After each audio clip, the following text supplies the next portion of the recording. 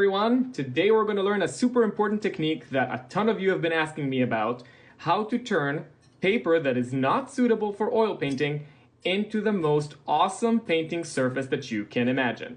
So this is going to be great because I use this technique all the time and I find it really helpful. So what material causes this magic to happen?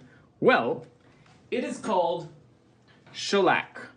Shellac is an organic lacquer. You can get this kind of stuff on Amazon. You're not going to find it in art stores because it's more like a construction material. People use it as a wood varnish. The raw shellac looks like this.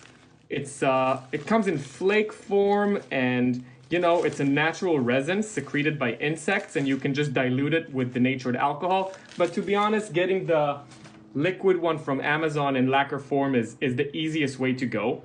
And what it does is it takes your regular paper, which is not suitable for absorbing all the oils that the oil paint has, and turns it into a sealed surface where the oil just kind of stays more on the surface and doesn't damage the paper.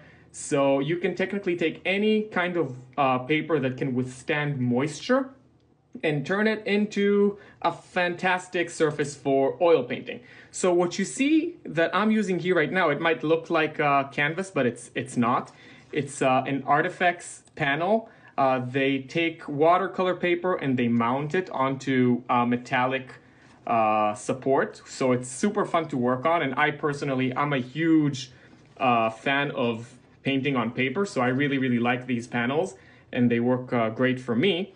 And the benefit of really turning watercolor paper into an oil painting surface is the fact that you can really control the texture. Watercolor paper comes in so many textures and it gives you a lot of variety. And also it's way cheaper and actually is more fun to paint on than your store-bought canvas. So how do we do it? Shellac, after it's been diluted, this is the kind of stuff that you get from Amazon, comes in two colors. It can be this amber color and it can be this more creamy clear color, so you can choose the kind of color that works best for you aesthetically.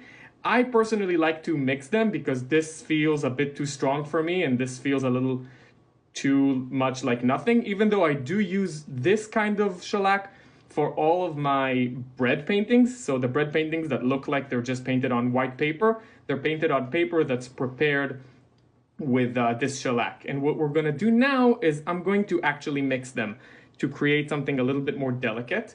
So hopefully I'm not going to spill anything because this kind of stuff does not come off. So here we have some of that clear shellac, and now we're going to add some of the amber shellac to give it a little bit more color. Let's see what we get. I really like that middle ground, that it's like not super amber, but not totally clear, because this gives, I think, a really beautiful starting point to the painting. Now, I'm working with gloves, as you may have noticed, because this stuff does not come off. You may know shellac because it's being used for nail polish, and a lot of things like lacquers that are not supposed to come off. So if I get them on my hands, it's like it takes weeks to come off. So that's why I prefer to work with gloves.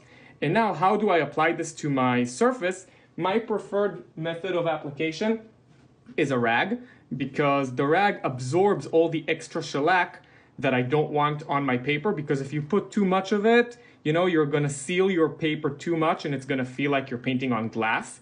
So it's important to use, even if you're using a brush, to have a rag handy to kind of absorb all the pools that are going to, sometimes happen, and make sure that your layer of shellac is not too thick.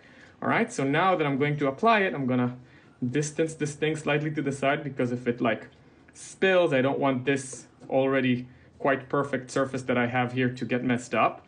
And the way it goes is it's pretty straightforward.